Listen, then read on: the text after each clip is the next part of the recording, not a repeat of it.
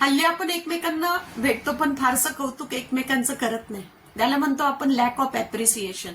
आणि मग आपली खूप चिडचिड होते. कुणीच आपलं कौतुक करत नाही आणि आपणही कुणाचं कौतुक करत नाही. तर एकदा करून बघा, दिवसभरात कुणाचं तरी कौतुक करून बघा, तुम्हाला ते कौतुक परत येईल. आणि नाही आलं तर आपण आपलं कौतुक जे आहे ते कुणाकडून तरी घेतलं पाहिजे.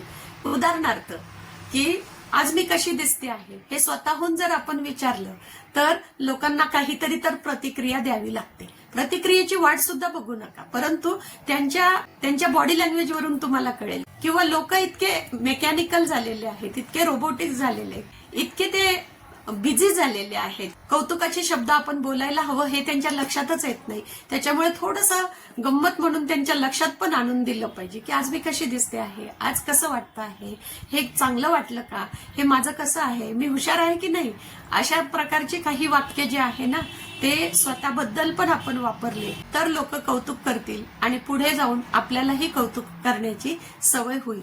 असे हे कौतुकाचे शब्द आपण एकमेकांना वापरत गेलो तर आपलं आयुष्य जे आहे मजेत जाऊ शकतं आणि एन्जॉय करू शकतो आपण आणि स्ट्रेस सुद्धा आपला कमी होतो. तर नक्की करून बघा, कुणाचं तरी कौतुक करून बघा, तुमच्याकडे कौतुक घेऊन बघा. जो कोण कौतुक करत असेल ते सुद्धा तुम्ही पॉझिटिव्हली घेण्याची सवय